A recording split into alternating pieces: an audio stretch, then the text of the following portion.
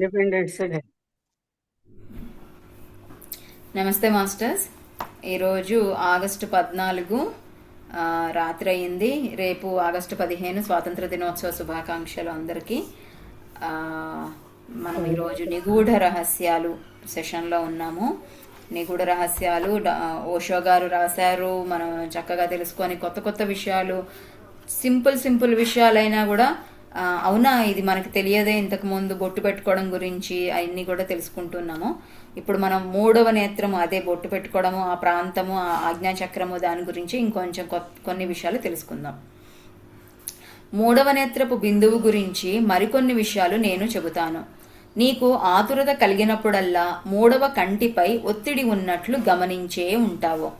దానివల్ల నీ నుదురు కుంచుకుని ముడతలు వస్తాయి. ఎక్కడైతే తిలకం పెడతామో అక్కడే నుదురు బిగుసుకుంటుంది. ఎప్పుడు వ్యాకులతతో ఉండేవారు, ఎప్పుడు ఆలోచనలతో తలంపులతో ఉండేవారు తప్పనిసరిగా నుదుటిపై వారు అనుభవించే ఒత్తిడి ఆధారంగా ఆ బిందువు ఎక్కడ ఉన్నది చెప్పగలరు. అంటే మనకి బాగా ఆలోచించే వాళ్ళకి నుదుటిపైన ముడతలు ఉంటాయి అనేది మనకి తెలుసు. ఇంకా ఎట్లా అన్నారంటే ఎక్కడైతే మనం బొట్టు పెట్టుకుంటామో అక్కడ కొంచెం నుదురు బిగుసుకుంటుంది అన్నారు. అంటే బహుశా బొట్టు పెట్టుకునే ప్రాంతము అంటే ఉద్దేశం ఏంటంటే ఆజ్ఞాచక్రం అనేసి. ఆజ్ఞాచక్రం అనేది ఒత్తిడిని కలిగి ఉంటుంది కాబట్టి అక్కడ బిగుసుకొని ఉంటుంది అనేసి. మిగతా అంతా ముడతలు అవి ఉండి ఆ బొట్టు పెట్టుకునే చోట మాత్రమే కొంచెం గట్టిగా ఉండడము అట్లా ఏమన్నా అనిపించి చెప్పగలరు అనమాట, వీళ్ళకి ఒత్తిడి ఎక్కువగా ఉంది అనేసి. గత జన్మలలో మూడవ నేత్రంపై తీవ్ర కృషి చేసిన వారికి పుట్టినప్పుడే నుదుటిపై సరిగ్గా మూడవ నేత్రపు బిందువు పైనే ఒక రకమైన తిలకం ఉంటుంది. ఆ నిర్దిష్ట స్థలం కొద్దిగా వాడినట్లు ఇదివరలో తిలకం ఉన్న గుర్తులా ఉంటుంది. నుదిటిపైన ఆ బిందువుని నీ వేలుతో తాకితే గత జన్మలలో తిలకం ఎక్కడ పెట్టబడిందో అక్కడ మాత్రమే అది కొద్దిగా ఉబ్బినట్లు ఉంటుంది. తిలకం వెనుక మూడవ కన్ను దాగి ఉంటుంది. అమ్మో, ఇది బాగుంది. ఈ విషయం మనం ఎప్పుడు గమనించలేదు, మనకు అసలు తెలియని కూడా తెలియదు కాబట్టి ఈ విధంగా ఈ విధంగా తెలియదు అనుకుంటాను. ముందు జన్మలో గనక బాగా సాధన చేసి ఉంటే, ఎక్కువ తిలకం పెట్టుకొని ఉంటే ఈ జన్మలో పుట్టగానే వాళ్ళకి ఆ ప్రదేశంలో కొంచెం మచ్చలాగా ఒక ప్రత్యేకమైన రంగులో ప్రత్యేకంగా మనకి కనిపించే అవకాశం ఉందంట. ఇక్కడ ఇక్కడ పెట్టుకుంటారు, వీళ్ళ మూడవ కన్ను ఇక్కడే ఉంది అని మనం పుట్టినప్పుడు బేబీస్ని చూసి చెప్పగలుగుతామంట. అంతేకాదు కొద్దిగా ఉబ్బినట్లు కూడా ఉంటుంది. హిప్నాటిస్టులు చిన్న ప్రయోగం చేశారు. ఫ్రాన్స్లో చార్కోట్ అనే గొప్ప మానసిక శాస్త్రవేత్త ఉండేవాడు. అతను వేరొకరి నుదిటిపై దృష్టి సారించి ఆ వ్యక్తిని ప్రభావితం చేయటం అనే అంశంపై కృషి చేశాడు. వేరొకరి నుదిటిపై దృష్టిని ఏకాగ్రంగా నిలపాలని నువ్వు ప్రయత్నిస్తే అతడికి చాలా కోపం వస్తుంది మరియు అతను నిన్ను అలా చెయ్యనివ్వడు. అలా చేయడం మోటుతనం, సంస్కారం లేకపోవడం అనుకునేవారు. నుదిటి నుండి మూడవ నేత్రపు చక్రం దాదాపు 1.5 అంగుళాల లోపల ఉంటుంది.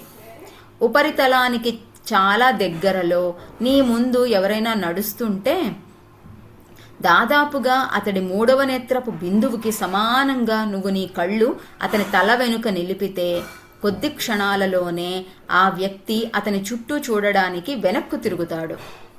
కొన్ని రోజులు నువ్వు ఆ ప్రయోగం చేస్తూ అతడికి అదే సమయంలో నువ్వు సూచనలిస్తే అతడు వాటిని పాటిస్తాడు. నిజంగా ఒక రహస్యం చెప్పేశారు ఇప్పుడు ఓషో గారు. ఏమిటి అంటే ఇది ఒక ప్రయోగం చేశారంట ఫ్రాన్స్లో. చార్కోట్ అనే ఒక శాస్త్రవేత్త, మానసిక శాస్త్రవేత్త. ఏంటి అంటే మనము ఒకరి నుదిటి పైన అంటే వాళ్ళ మూడవ చక్రం పైన మన దృష్టి సారించి వారిని మనం ప్రభావితం చేయడం. హిప్నాటిజం అంటే అంతే కదా. ఇప్పుడు నేను ఒక మాట చెప్పానంటే వాళ్ళు అది పాటించేస్తుంటారు. నేను ఎట్లా నువ్వు కింద పడి దొర్లు అంటే కింద పడి దొర్లుతారు. సో ఇట్లా వారిని ప్రభావితం చేయడం అన్నమాట. సో ఎక్కడ చూడమన్నారు అంటే ఒకరి మూడవ నేత్రపు బిందువు ఎక్కడైతే ఉంటుంది, 2 కళ్ళ మధ్యలో ఉంటుంది. అది కూడా ఏంటి, పైన నుదిటి పైన ఉండదు, లోపలికి 1.5 అంగుళాల లోపల ఉంటుంది. దీని కరెక్ట్ అడ్రస్ ఏంటి అంటే, ఆజ్ఞాచక్రం యొక్క అడ్రస్ ఏంటి అంటే, మన తలపైన మెత్తటి భాగం ఉంటుంది కదా, 2 స్కల్స్ మధ్యలో మెత్తటి భాగం ఉంటుంది కదా, అక్కడి నుంచి ఒక పుల్లనో సూదినో లోపలికి గుచ్చితే, అట్లాగే మన 2 కనుబొమల మధ్య 2 కనుబొమల మధ్య కూడా ఆ ప్రదేశంలో ఒక సూదిని గుచ్చితే, ఈ 2 సూదులు నిటారుగా ఒకటి అడ్డంగా ఒకటి మనం గుచ్చినప్పుడు ఆ 2 ఎక్కడైతే తగులుతాయో అక్కడ మన ఆజ్ఞాచక్రం ఉంటుందన్నమాట. అంటే తలకాయలో సరిగ్గా సెంటర్లో ఉంటుంది, అక్కడ ఆజ్ఞాచక్రం దగ్గర అక్కడ మధ్యలో ఉంటుందన్నమాట. సో ఆ ప్రదేశాన్ని గనక ఎవరైనా ఒకరు తీక్షణంగా చూస్తూ ఉంటే, ఆ ఆజ్ఞాచక్రాన్ని ఇంకా తల వెనుక భాగాన్ని ఎవరైనా తీక్షణంగా చూస్తూ ఉంటే, మనం గనక పిలిచాము అన్నట్టుగా వాళ్ళు వెనక్కి తిరిగి చూస్తారంట. అంటే ఇప్పుడు ఒకరి యొక్క ఆజ్ఞాచక్రం వెనక నేను బాగా ఎక్కువ ఫోకస్ని పెడితే, ఆ వెనక నుంచి ఎవరో పిలిచారో అన్నట్టుగా వాళ్ళు వెనక్కి తిరిగి చూస్తారంట. అంటే వాళ్ళు మనకి కనెక్ట్ అయిపోయారు అనమాట. ఎప్పుడైతే అలాగా చేస్తారో, ఆ ప్రయోగాన్ని చేస్తూ కొన్నాళ్లకి మనము వాళ్ళని ఏం సూచనలు ఇస్తే వాళ్ళు అలా పాటించేస్తారు. వాళ్ళ ఆజ్ఞాచక్రాన్ని మనం కంట్రోల్ చేస్తున్నాం అనమాట. ఓషో వాళ్ళ శిష్యుడికి చెప్తున్నారు, అర్థం చేసుకోవడానికి ప్రయత్నించు. ఒక్క క్షణం కూడా కనురెప్ప కొట్టకుండా అతడి తల వెనుక నీ దృష్టి సారిస్తే అతడు వెనక్కి తిరిగి చూస్తాడు. అదే క్షణంలో అతడిని ఏదో చెయ్యమని మానసికంగా నువ్వు ఆజ్ఞాపించవచ్చు. అతడిని నువ్వు ఎడమ ప్రక్కకు తిరగమని ఆదేశిస్తే అతను ఇబ్బంది పడినా అలాగే చేస్తాడు. అతడు కుడి పక్కకు తిరగాలని అనుకుంటూ ఉండవచ్చు. నువ్వు ఈ ప్రయోగం కొంతకాలం చేస్తే ఫలితాలను చూసి నువ్వు చాలా ఆశ్చర్యపడతావు. 3వ నేత్రపు బిందువు ముందు వైపు కంటే తల వెనుక నుండి చాలా దూరం ఎక్కువగా ఉంటుంది. 3వ నేత్రపు బిందువు ముందు వైపు 1.5 అంగుళాల దూరంలో మాత్రమే ఉంటుంది. ముందున్న బిందువు నుండి ఫలితాలు ఆశ్చర్యకరంగా ఉంటాయి. అదే ఎక్స్పెరిమెంట్ని, అదే ప్రయోగాన్ని మనం కూడా చేస్తే అప్పుడు మనకే తెలుస్తుంది అన్నారు. ఒకతని 3వ కన్నుని మనం అదే తదేకంగా చూడటము, తర్వాత అతన్ని మనం ఏ సూచనలు ఇస్తే వాళ్ళు మనం చెప్పినట్టు వాళ్ళు పాటించుకుంటూ వెళ్ళిపోవడం అని చూసినప్పుడు మనం ఆశ్చర్యపోతాము. ఇంకొకటి మనం అర్థం చేసుకోవాల్సింది ఏంటంటే, వెనక వైపు నుంచి ఈ 3వ కన్ను అనేది దూరంగా ఉంటుంది. లోపల మెదడు లోపల అట్లా అనుకోండి. ముందు వైపు నుంచి చూస్తే దగ్గరగా ఉంటుంది, వెనక వైపు నుంచి చూస్తే అది దూరంగా ఉంటుంది అనమాట. ముందు వైపు నుంచి 1.5 అంగుళం దూరంలో మాత్రమే ఉంటుంది. సో వెనక వైపు ఫోకస్ చేసినప్పుడు అతన్ని మనం కంట్రోల్ చేస్తున్నాము. మరి ముందు వైపు నుంచి చూస్తే అది వేరే రిజల్ట్ ఉంటుందంట. శక్తిపాతాన్ని మరి ఒకరికి ప్రసరింపచేయడానికి ప్రయత్నించే బూటకపు మనుష్యులు 3వ నేత్రపు చక్రం ద్వారానే అది చేస్తారు. ఎవరైనా పుణ్యాత్ముడు లేదా సన్యాసి నిన్ను కళ్ళు మూసుకోమని తన ముందు కూర్చోమంటే నిజంగా అతను ఏదో చేస్తున్నాడని నువ్వు అనుకోవచ్చు. నీ నుదుటిపైన ఆ బిందువుపై అతడు దృష్టి నిలిపి నీకు మానసికంగా సూచనలు ఇస్తున్నాడు. నీలో ఉజ్వలమైన కాంతి ఉంది అని అతడు అంటే నీలో కాంతి ఉందని నీకు అనిపిస్తుంది. కానీ ఆ కాంతి నీతో చాలాసేపు ఉండదు. అతడికి దూరం కాగానే అది మాయం అవుతుంది. ఒక్కొక్కసారి ఆ కాంతి ఉన్నట్లు 2-3 రోజులు నీకు భ్రాంతి కలగవచ్చు. తరువాత అది పోతుంది. అది నిజమైన శక్తిపాతం కాదు. అది కేవలం నీ 3వ నేత్రపు చక్రం పైన జరిగిన ఒక నిరర్ధకమైన ప్రయోగం మాత్రమే.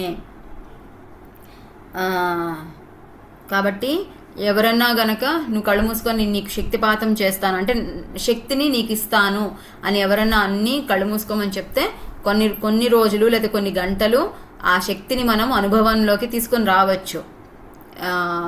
అది మనం అనుభవించవచ్చు. ఎందుకు అంటే అదొక భ్రాంతి స్థితి అన్నమాట. మనకి మనంగా చేసుకుంటే మనతో ఉంటుంది, ఎవరన్నా చేస్తే మనతో ఉండదు కదా. వాళ్ళు వెళ్ళిపోగానే మనకు కూడా అది పోతుంది, కొంతసేపు ఆ ప్రభావం ఉండి వెళ్ళిపోతుంది. ఇంకా ఇంతకీ వాళ్ళు మనల్ని కళ్ళు మూసుకోమని చేసేది ఏంటి అంటే మనకే సూచనలు ఇస్తారు కదా, నువ్వు ఇలా చెయ్యి, ఇప్పుడు శ్వాసని గమనించు, ఇగో ఇప్పుడు కాంతి వస్తుంది చూడు అని మనకి సూచనలు ఇస్తారు. మనకు అదే తెలుస్తుంది అనమాట. అదొక ప్రయోగం మాత్రమే, మూడవ కంటికి సంబంధించిన ప్రయోగం మాత్రమే, అది ఒక ఉపయోగం లేని ప్రయోగం అన్నారు. ఎందుకంటే అది మన ఎదుగుదలకి ఏమాత్రం ఉపయోగపడదన్నమాట. వాళ్ళ ప్రయోగానికి వాళ్ళు వాడుకుంటున్నారు, వాళ్ళ డబ్బు సంపాదించడానికో ఏదో అందుకని చేస్తున్నారు వాళ్ళు. మూడవ నేత్రం ఒక సాటి లేని బహుమతి మరియు దానికి లెక్కలేనన్ని ఉపయోగాలు ఉన్నాయి. మొదటిసారి దక్షిణ భారతానికి క్రైస్తవ మత బోధకులు వచ్చినప్పుడు వారిలో కొందరు నుదిటిపై తిలకం ధరించడం మొదలుపెట్టారు. దాని వలన సుమారు 1000 సంవత్సరాల క్రితం భారతదేశంలోని మతాధికారులను రోమన్ సభలో అలా చేయడానికి కారణాలను వివరించవలసిందిగా ఆదేశించారు. వారిలో కొందరు జంధ్యం ధరించారు, కొందరు తిలకం పెట్టుకున్నారు, మరియు ఇంకొందరు చెక్క చెప్పులు వేసుకున్నారు. వారు హిందూ సన్యాసులలా నివసించడం మొదలుపెట్టారు. ఓకే, మన దేశానికి వచ్చి ఈ రహస్యాలని తెలుసుకున్న తర్వాత ఆధ్యాత్మికంగా ఎదగాలంటే ఈ కొత్తవి అంటే బొట్టు పెట్టుకోవడము, జంధ్యం వేసుకోవడము, ఈ చెక్క పాదుకలు వేసుకోవడం, ఇవన్నీ చేస్తే ఉన్నతంగా ఎదుగుతారు అని వాళ్ళకి అర్థమయ్యి వాళ్ళు మతాధికారులు క్రైస్తవులు మన దేశానికి వచ్చి అలా చేశారంట. ఆ మతాధికారులు తప్పు చేస్తున్నారని రోమ్ నగరంలోని కోర్టు భావించింది. భారతదేశంలో ఈ విధంగా నివసిస్తున్న మతాధికారులు తాము తిలకం ధరించి హిందువులుగా మారటం లేదని సమాధానం ఇచ్చారు. కానీ ఆ విధంగా చేయటం వలన వారికి ఒక రహస్యం తెలిసిందని అన్నారు. చెక్క చెప్పులు ధరించి వారు హిందువులు కాలేదని, ధ్యానం చేసే సమయంలో చెక్క చెప్పులు ధరించడం వలన శక్తి వ్యయం కాదని, చెక్క చెప్పులు ధరించకుండా ఉంటే నెలల తరబడి తీసుకునే ఫలితాలు దీని వలన అతి తక్కువ వ్యవధిలో లభిస్తాయని అన్నారు. హిందువులు కొన్ని రహస్యాలు తెలుసుకున్నప్పుడు క్రిస్టియన్ మతాధికారులు అవి నేర్చుకోకపోవడం తెలివి తక్కువ అని కూడా అన్నారు. మనకి ఇది అసలు ఈ పాయింట్ అనేది చాలా కొత్తగా, అంటే ధ్యానంలోకి వచ్చిన తర్వాతనే తెలిసింది. ఏంటి అంటే అసలు కాస్మిక్ ఎనర్జీ లేదా విశ్వశక్తి అనేది మన సర్వత్రా ఉంటుంది అనే విషయం ఎవ్వరూ మనకి చెప్పలేదు. నాకైతే తెలియదు. మన చుట్టూ ఎప్పుడు విశ్వశక్తి అనేది ఉంటుంది, దైవశక్తి అనేది ఉంటుంది. అది మనని ఎలా కావాలంటే అది అలా మార్చుకోవచ్చు. ఈ విషయాలు ఎవ్వరూ ఎప్పుడూ చెప్పలేదు. ఇప్పుడు ఏమంటున్నారంటే, ఇప్పుడు కరెంటు పని ఏదైనా చేస్తున్నాం అనుకోండి, మనం అది షాక్ కొట్టకుండా రబ్బర్ చెప్పులు వేసుకుంటాం. అదేవిధంగా ఈ యోగులు, ఈ తపస్సు చేసేవాళ్ళు లేదా ధ్యానం చేసేవాళ్ళు ఈ చెక్క చెప్పులు వేసుకొని సన్యాసులు కానీ తిరుగుతారు. ఎందుకు అంటే భూమికి గురుత్వాకర్షణ శక్తి ఉంది, మనకి కూడా శక్తి ఉంది అనమాట. మనము గుడ్ కండక్టర్స్. అంటే ఇప్పుడు కాకులు కరెంటు తీగ మీద నిలబడతాయి, వాటికి షాక్ కొట్టదు. కానీ మనము పట్టుకోగానే మొత్తం కాలిపోతాం. ఎందుకంటే మనకి గుడ్ కండక్టర్ అనమాట. మనం అంటే మనలోంచి కరెంట్ ప్రవాహం జరుగుతుంది, ఎలక్ట్రిసిటీ ప్రవాహం జరుగుతుంది. కాబట్టి మనకి షాక్ కొడుతుంది. ఆ ప్రవాహాన్ని ఆపాలి, మన వైపు నుంచి ప్రవాహం వెళ్లకుండా ఆపేయాలంటే మనం ఈ రబ్బర్ చెప్పులో, చెక్క చెప్పులో ఇట్లాంటివి వేసుకోవాలి. అదే ఆ సైన్స్ వాళ్ళకి తెలుసు కాబట్టే వాళ్ళు పూర్వీకులు, ఆ సన్యాసులు, సాధన చేసేవాళ్ళు చెక్క చెప్పులు వేసుకొని తిరిగేవారు, పాదుకలు అనేసి. ఈ ఎవరైతే మనల్ని చూసి నేర్చుకొని పాటించడం మొదలు పెట్టారో వాళ్ళు ఏం చెప్తున్నారంటే, భారతదేశంలో సైంటిస్టులు, ఈ యోగులు, వీళ్ళు ఆల్రెడీ ఇవన్నీ కనిపెట్టారు. అలాంటి దగ్గర నుంచి మనం ఆ జ్ఞానం తీసుకొని మనం ఆచరించకపోవడం అనేది తప్పు, ఆచరించాల్సిందే అని వీళ్ళు అంటున్నారు అనమాట. కానీ ఆ కోర్టు అనేది వాళ్ళు తప్పు చేస్తున్నారు అని భావించింది. ఆ మతంలో ఉండి ఈ మతాన్ని పాటిస్తున్నారు మీరు అన్నట్టు తప్పుగా ఎంచుకున్నారనమాట. దీన్ని అర్థం చేసుకోవడం చాలా అవసరం. ఈ దేశంపై వందలాది విదేశీ దాడులు జరిగాయి. కానీ ఏ దురాక్రమణదారుడు ప్రాణాధారమైన అంతరంగం మీద దాడి చేయలేకపోయాడు. కొందరు దురాక్రమణదారులు సంపద కోసం చూశారు, కొందరు భూమిని ఆక్రమించుకున్నారు, మిగిలిన వారు రాజభవనాలు, కోటలు వశం చేసుకున్నారు. కానీ భారతదేశంలోని అంతర్గత ప్రకృతిపై ఎవ్వరూ దాడి చేయలేకపోయారు. దురాక్రమణదారుల చూపు వాటిపైకి పోలేదు. కానీ తరువాత మొట్టమొదటిసారి పాశ్చాత్య నాగరికత అంతరంగ ప్రకృతిపై దాడి జరిపింది. దానిపై అతి తేలికగా దాడి చేయడం అంటే దేశాన్ని దాని సుదీర్ఘ చరిత్ర నుండి విడదీయడం. మరియు గతాన్ని నాశనం చేయడం. మనుష్యులకు వారి చరిత్రకి మధ్య చీలిక సృష్టించారు. ఈ విధంగా జాతి మొత్తం పెకిలించబడి శక్తిహీనం అయ్యింది. మనకి ఇది తెలిసిన విషయమే, ఇంకొంచెం గాఢంగా చెప్తున్నారు ఓషో. ఏంటి, మన దేశం మీద ఎన్నో దేశాల నుంచి చరిత్రలో విదేశీ దాడులు జరుగునే ఉన్నాయన్నమాట. ఎన్నో జరిగాయి, ఎంతో నష్టం చేశారు. గుడులు కొల్లగొట్టేశారు, విగ్రహాలు, బంగారం, మనకన్నీ కూడా అంటాం కదా, శ్రీకృష్ణదేవరాయలు కాలంలో వైఢూర్యాలు, వజ్ర వైఢూర్యాలు అన్నీ కూడా రాసులు పోసి అమ్మేవారు అనేసి. అంతటి గొప్ప సంపదని మనం కలిగి ఉన్నాం అన్నమాట. అవన్నీ కూడా వాళ్ళు సంపదని కొల్లగొట్టారు. అప్పుడేమైంది, సంపద వెళ్ళిపోయిందేమో కానీ మనం ఏ మాత్రము చలించలేదు, మనం ఏ మాత్రము దుర్మార్గంగా ప్రవర్తించలేదు, ఎవరిని మన దేశంలోకి రానివ్వకుండా ఏమీ చేయలేదు. అందరు వస్తున్నారు, చేసుకుంటున్నారు, తీసుకుపోతున్నారు, ఏం చేస్తున్నారు. కానీ తర్వాత అసలు ఈ పాశ్చాత్యంలో ఉండేవాళ్ళు, బ్రిటిషర్స్ అనొచ్చు, ఎవరైనా అనొచ్చు, వాళ్ళు ఏం చేశారు అంటే బయట ఉండే సంపదని కొల్లగొట్టడం కాదనమాట, మన అంతరంగంలో ఉండే సంపదని కొల్లగొట్టారు. అంతరంగాన్ని డిస్టర్బ్ చేశారు అనమాట. మీకు అసలు మీ సంప్రదాయాలు ఇవన్నీ కూడా అర్థం లేనివి, ఎటువంటి శాస్త్రీయమైన రుజువులు లేనివి, ఇట్లా రకరకాలుగా చేసి మనతోనే మన చరిత్రని మనకి చీలిక ఏర్పాటు చేశారన్నమాట. అందుకే మనము అపూర్వము చేసే ఆ పద్ధతులేవి చేయడం మానేశాము. ఇది ఎందుకు, దీనివల్ల ఉపయోగం ఏంటి అనేసి ఇట్లా చెప్పుకొని 2-3 తరాలు గడిచేసరికి అన్ని పూర్తిగా మారిపోయాయన్నమాట. మారిపోయి మనం శక్తిహీనంగా తయారయ్యాం. అంటే ఇప్పుడే చెప్పుకోవచ్చు, ఒక 2 తరాల క్రితం వారి యొక్క ఆరోగ్యము, ఇప్పుడు ప్రస్తుతం ఉండే వాళ్ళ ఆరోగ్యము అంటే, అప్పుడు రకరకాల మంచి ఆహారం ఉండేది, నీరు గాలి స్వచ్ఛంగా ఉండేది, మనుషులు ప్రేమతో ఉండేవారు, ఇంతమంది జనాభా ఉండేది కాదు. ఇట్లా ఎన్నో కారణాలు చెప్తూ ఉంటాం కదా. అంతేకాదు ఆ కాలంలో అసలైన రహస్యం ఏంటంటే వాళ్ళ యొక్క ఆత్మ జ్ఞానాన్ని వాళ్ళు తెలుసుకొని ఉన్నారు అనమాట. నేను అంటే ఈ ఆత్మ నా జీవితానికి ఒక పరమార్థం అనేది ఉంది, ఒక కారణం అనేది ఉంది, అది చక్కగా నిర్వర్తించాలి అని అందరికీ తెలుసు అనమాట. మీరు గమనిస్తే మీ తాత ముత్తాతల కాలంలో మీకు ఎవరైనా పరిచయం ఉండుంటే, అంటే మీ ఊహ తెలిసేటప్పటికీ మీకు వాళ్ళు తెలుసు ఉన్నారు అంటే గనక, వాళ్ళు చాలా విషయాల్లో ప్రావీణ్యత పొంది ఉంటారు. ఉదాహరణకి నాకు మా అమ్మమ్మ మా నానమ్మ ఇద్దరి మధ్య కంపేర్ చేస్తాను. మా అమ్మమ్మ ఏమో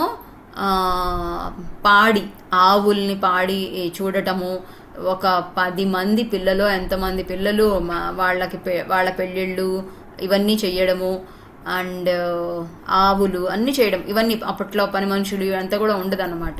సో అవన్నీ ఎక్స్ట్రా పనులు అన్నీ కూడా చేసేవాళ్ళు. మనకి తెలుసు కదా, కరెంటు లేదు, రుబ్బేవాళ్ళు, ఇవన్నీ చేసేవాళ్ళు. అది ఆవిడ యొక్క సామర్థ్యత. మా నాన్నమ్మ యొక్క సామర్థ్యత ఏంటి అంటే, ఆవిడకి మొక్కలు, కుట్లు, అల్లికలు ఇవన్నీ చేయడం ఆవిడకి ఇష్టం అనమాట. పాటలు పాడటము, సంగీతం నేర్చుకోవడము.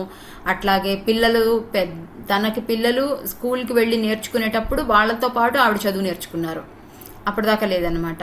సో ఆవిడ అలా కొత్తవి నేర్చుకొని ప్రయోగం చేస్తూ దాని మీద ఆవిడ ఉండడం సరస్వతి అనుకోవచ్చు. అట్లా ఆవిడ యొక్క ప్రత్యేకత. అట్లా ప్రతి ఒక్కరికి ఒక్కొక్క ప్రత్యేకత ఉండేది.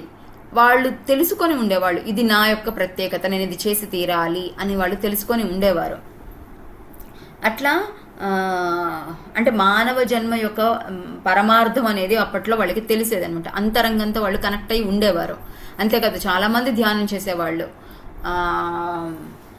తర్వాత పోయిందనమాట. మనం చరిత్ర నుంచి మనం దూరం అయిపోయి శక్తి విహీనం అయ్యాము, శక్తి లేకుండా తయారయ్యాము. ఈరోజు పాశ్చాత్య నాగరికతను నాశనం చేయాలి అంటే దాని భవనాలను, వాటి సినిమాలను, థియేటర్లను లేదా హోటళ్లను నాశనం చేయవలసిన అవసరం లేదు. ప్రసిద్ధిగాంచిన 5 విశ్వవిద్యాలయాలను నాశనం చేస్తే చాలు, పాశ్చాత్య సంస్కృతి అంతా నాశనం అవుతుంది. పాశ్చాత్య సంస్కృతి వారి సినిమాలలో, హోటళ్లలో, రాత్రి క్లబ్బులలో ఉండదు. అవి కొనసాగిన ఎలాంటి ఎలాంటి తేడా ఉండదు. కానీ ఎంతో పేరుగాంచిన విశ్వవిద్యాలయాలు నాశనం అయితే పాశ్చాత్య నాగరికత నిదానంగా చనిపోతుంది, లేకుండా పోతుంది. అన్ని సంస్కృతులకు దాని విజ్ఞాన సంపదే మూలస్థానం.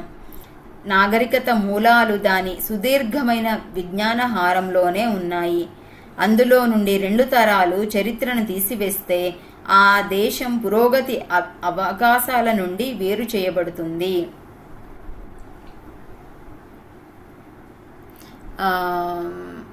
అంటే పూర్వమైతే గనక మన చరిత్రని మొత్తము మన అంతరంగాన్ని మొత్తం మారిస్తే కానీ మనము శక్తిహీనులం కాలేదు.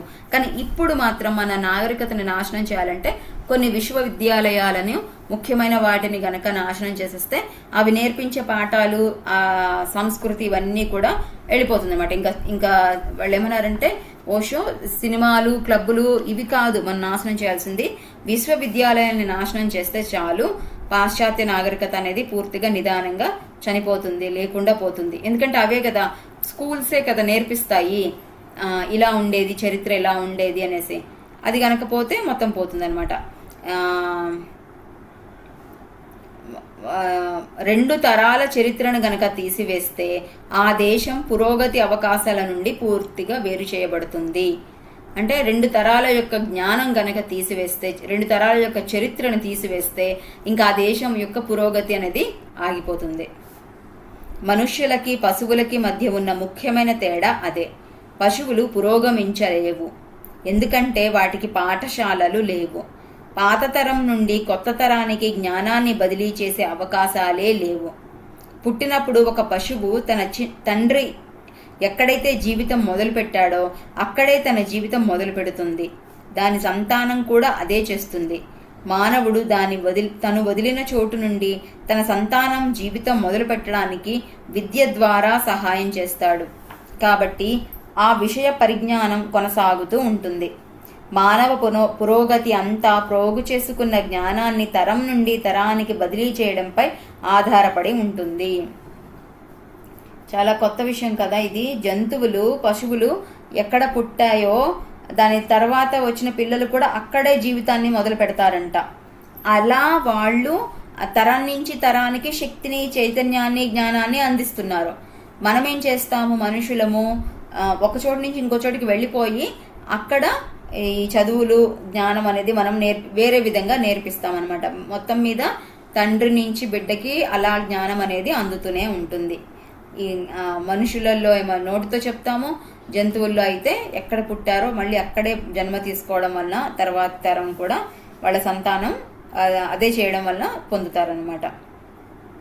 పెద్దలంతా తమ పిల్లలకి 20 సంవత్సరాల పాటు ఏమీ బోధించకూడదు అనే నిర్ణయం తీసుకున్నారని ఊహించండి. ఇదొక పారాగ్రాఫ్ చదివేసి మనం ధ్యానంలోకి వెళ్దాము. పెద్దలంతా తమ పిల్లలకి 20 సంవత్సరాల పాటు ఏమీ బోధించకూడదనే నిర్ణయం తీసుకున్నారని ఊహించండి. అది కేవలం 20 సంవత్సరాల విలువైన జ్ఞానాన్ని పోగొట్టుకోవడమే కాదు, 20,000 సంవత్సరాలుగా పోగు చేసుకున్న జ్ఞానం అంతా పోవచ్చు. అంత నష్టాన్ని 20 సంవత్సరాలలో పూడ్చలేము. ఆ ఖాళీని పూడ్చడానికి 20,000 సంవత్సరాలు పట్టవచ్చు. ఎందుకంటే జ్ఞాన సముపార్జనలో విచ్ఛిన్నత సృష్టించబడింది. అంటే ఒక తరానికి గనక మనము 20 ఏళ్ల ఒక పిల్లలకి 20 ఏళ్ల వయసు వరకు కూడా మనం ఏమి అందించకుండా ఉంటే అప్పుడు ఆ జ్ఞానం అనేది పోతుంది.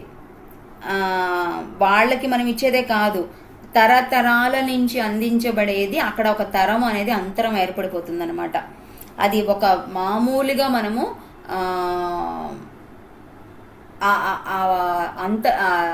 ఆ లోటుని మనం పూడ్చలేము అని చెప్తున్నారు. మళ్ళీ మనకి గ్యాప్ ఎలా 20,000 సంవత్సరాల వరకు కూడా పట్టవచ్చంట. ఆ జ్ఞానము, కమ్యూనికేషను, ఈ గ్యాప్ అనేది. ఎందుకంటే జ్ఞాన సముపార్జనలో విచ్ఛిన్నత సృష్టించబడింది. అంటే అసలు ఒకరిని నేర్పించాల్సినవి నేర్పించకుండా 20 ఏళ్ల వరకు వాళ్ళకి నేర్పించాల్సినవి నేర్పించకుండా ఉంటే జ్ఞానం అనేది అసలు సంపాదిస్తూ ఉండాలి. ఎప్పుడు ఏ రోజుకి ఆ రోజు మనం కొత్త నేర్చుకుంటూ కొత్త విషయాలు తెలుసుకుంటూ జ్ఞానాన్ని పొందుతూ ఉంటాము. 2 దాన్ని తప్పుడు మార్గంలో వెళ్ళడము, తప్పుగా ఆలోచించడము, ఇవన్నీ కూడా మనము చెయ్యమన్నమాట. అంటే నష్టాన్ని పూరించడము అనేది జరగదు. వాళ్ళు ఒక తరము గ్యాప్ వచ్చేసింది. సో అది కరెక్ట్ కాదు.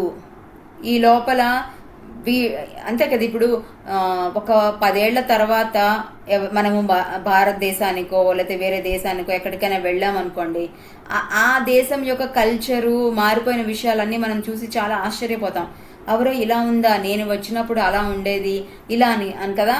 సో ఆ అంతరం అనేది మిగిలిపోయింది కదా. అదే విధంగా ఒకరి యొక్క అంతరంగములో ఉండే ఆ జ్ఞానాన్ని ఇంకొకరికి అందివ్వకుండా సమయానికి ఆపేస్తే ఆ జ్ఞాన సముపార్జనలో విచ్ఛిన్నత అనేది ఏర్పడుతుంది అని చెప్పారు. నెక్స్ట్ది మనం తర్వాత సెషన్లో కంటిన్యూ చేసుకుందాం మాస్టర్స్. ఇప్పుడు ప్రస్తుతం మనం ధ్యానం చేద్దాం. Thank you.